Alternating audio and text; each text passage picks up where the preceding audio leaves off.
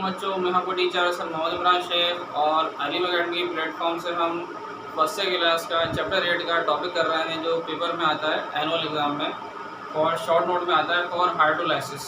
बच्चों हाइड्रो की meaning water और बच्चों लाइसिस की मीनिंग टू ब्रेक, यानी कि वाटर मॉलिक्यूल क्या करेंगे आप ब्रेक। लेकिन ये काम कब होगा जब आप कंबाइन करेंगे किसी भी सॉल्ट के साथ। तो किसी सॉल्ट के नेचर है वो सॉल्यूशन बनाएगा एसिडिक, कहीं बनाएगा बेसिक और कहीं बनाएगा न्यूट्रल। तो यहाँ आपके पास डिफरेंट सॉल्यूशंस बनेंगे। तो यहाँ सॉल्ट की नेचर पर डिपेंड करेगा। तो यहाँ आपसे कहा जा रहा है भाई आप यहाँ एक ऐसा प्रोसेस है जिसमें आप कैटाइन और एनाइन आप दोनों को लें और कंबाइन करें किसके साथ, वाटर के साथ। तो ये जो भी सॉल्यूशन बनेगा वो अपनी पीएच करेगा चेंज। कैसे आप ज़रा बताते हैं हम एग्जाम्पल से। आपके पास आप जैसे आपने भाई एग्जाम्पल में ले लिया है जैसे कि अमोनियम क्लोराइड, आप कंबाइन कर दें इसको वाटर के साथ। तो वाटर में दो तरह के आयन हैं, कौन कौन सा, एक हाइड्रोजन आयन और एक OH आयन। चलिए ऐसे कर ठीक है। और अमोनियम पे +1 और क्लोरीन पे -1। तो ये क्या बनता हुआ नजर आ रहा है हमारे पास भाई, कैटाइन और एनाइन, कैटाइन और एनाइन और बोथ विद वाटर, और जिसकी वजह से इनकी पीएच क्या होंगी चेंज। तो वो सॉल्यूशन बनाएंगे एसिडिक या फिर बेसिक या न्यूट्रल। तो पीएच चेंज होनी चाहिए लाजमी। तो ये सॉल्ट है, ठीक है। अमोनियम क्लोराइड, अमोनियम में +1 है, अमोनियम कंबाइन किससे हो जाएगा हाइड्रोक्साइड से। तो ये क्या बन जाएगा NH4 और OH, और सेकंड क्या बन जाएगा HCl यानी कि हाइड्रोक्लोरिक एसिड। एक बन गया ये वीक बेस और एक ये स्ट्रॉन्ग एसिड। अब इन दोनों में स्ट्रॉन्ग कौन है, इन दोनों में स्ट्रॉन्ग कौन है, एसिड है बेस, इसमें स्ट्रॉन्ग कौन आ रहा है एसिड। तो सॉल्यूशन कौन सा बन जाएगा ये एसिडिक सॉल्यूशन। जैसे मैंने पहले कहा था अगर हम सॉल्ट को कंबाइन कर रहे हैं वाटर के साथ और हाइड्रोलिसिस में वाटर मॉलिक्यूल ब्रेक होगा तो वो सॉल्यूशन कहीं एसिडिक कहीं बेसिक, ये सॉल्ट के नेचर पर डिपेंड करेगा। ये एग्जाम्पल नंबर 1 से आपको समझा। और भी ज़रा एग्जाम्पल देते हैं भाई। अगर आप ले लेते हैं यहाँ पर जैसे कि आप सेकंड एग्जाम्पल आप यहाँ ले लें, यानी कि आप यहाँ ले लेते हैं CH3 COO और Na, आप कंबाइन कर दें दोबारा ब्रेक करके वाटर को। यहाँ देखते हैं ये है सोडियम एसीटेट, वाटर से कंबाइन होगा, एसीटेट पे -1 सोडियम पे +1, ये हाइड्रोजन +1 और हाइड्रोक्साइड -1। तो ये क्या बनता हुआ नजर आ रहा है, यानी ये बन जाएगा एसीटेट और ये बन जाएगा हाइड्रोजन। तो ये बन जाएगा आपके पास acidic acid CH3 COOH, carboxylic लगा हुआ एसिडिक एसिड, जिसे आप इथेनोइक एसिड भी कहते हैं। और दूसरा क्या बन जाएगा हमारे पास NaOH। तो भाई ये NaOH किस में आ जाएगा हमारे पास, NaOH आ जाएगा हमारे पास स्ट्रॉन्ग बेस में, और वीक एसिड में कौन आ गया एसिडिक एसिड। तो आपके पास स्ट्रॉन्ग कौन है, स्ट्रॉन्ग है बेस। तो सॉल्यूशन कौन सा बन जाएगा बेसिक सॉल्यूशन। एक एग्जांपल आ गया स्ट्रॉन्ग की एसिड था तो एसिडिक सॉल्यूशन, एक आ गया स्ट्रॉन्ग बेस था तो बेसिक सॉल्यूशन। ऐसे हम चेंज कर रहे हैं। और आप इसके अलावा और कोई सॉल्ट उठा लें आप, जैसे कि भाई एग्जांपल में ले लें यहाँ पर नंबर 3 एग्जांपल में आप एग्जांपल उठा लें जैसे कि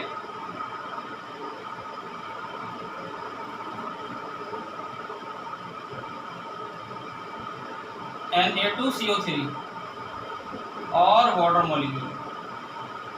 अब Na2CO3 क्या होता है, आपके पास सोडियम कार्बोनेट, जिसे क्या कहते हैं आप soda ash, carbonate -2 sodium +1, hydrogen +1 hydroxide -1। अब ये क्या बनता हुआ नजर आया आपको। अब एक पॉजिटिव उठाएंगे एक नेगेटिव उठा रहे हैं, तो पॉजिटिव में कौन है सोडियम और हाइड्रोक्साइड बन जाएगा NaOH दोबारा, और हाइड्रोजन कार्बोनेट से कंबाइन हुआ तो कार्बोनिक एसिड H2CO3। ये एक बन गया स्ट्रॉन्ग बेस और एक बन गया वीक एसिड। तो सॉल्यूशन का नाम स्ट्रॉन्ग पर आपके पास कौन आया बेस, तो आप क्या रख देंगे बेसिक सॉल्यूशन। ऐसे एग्जाम्पल आ गए। अभी 3 एग्जाम्पल हो गए, एक में आपने बेसिक सॉल्यूशन देखा है, एक में एसिडिक सॉल्यूशन, एक में फिर बेसिक सॉल्यूशन आ गया।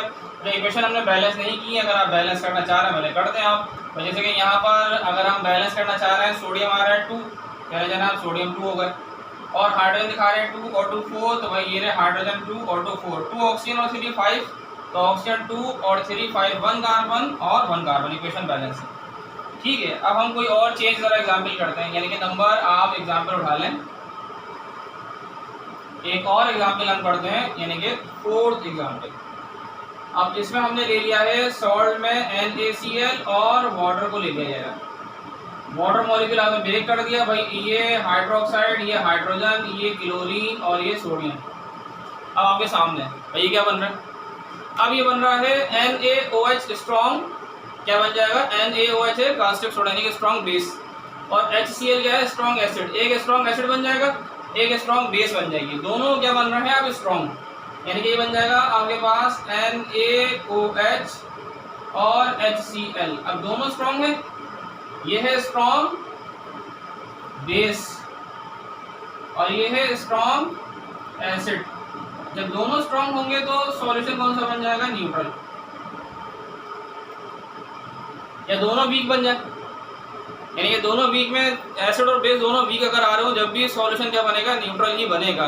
लेकिन यहाँ पीएच में क्या कहा था भाई कि वो अपनी पीएच लाजमी चेंज करे, अब यहाँ तो पीएच चेंज हो ही नहीं रही भाई। NaCl भी किस में आ रहा है, सॉल्ट में नॉर्मल, इसकी पीएच भी क्या होती है 7, वाटर की पीएच भी क्या होती है 7, तो जो सॉल्यूशन बना है इसकी पीएच भी क्या बनी 7, तो फिर ये रिएक्शन आप हाइड्रोलाइसिस में इंक्लूड नहीं करेंगे।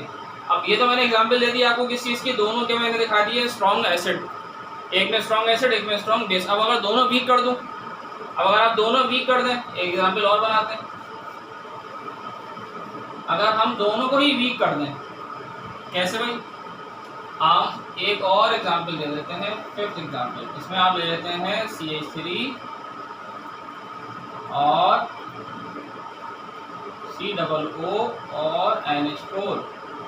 इसे क्या कह देंगे यार, ये फंक्शनल ग्रुप किसका लगा हुआ है, ईस्टर का, COO। तो ये है, इसे क्या पढ़ेंगे आप, अमोनियम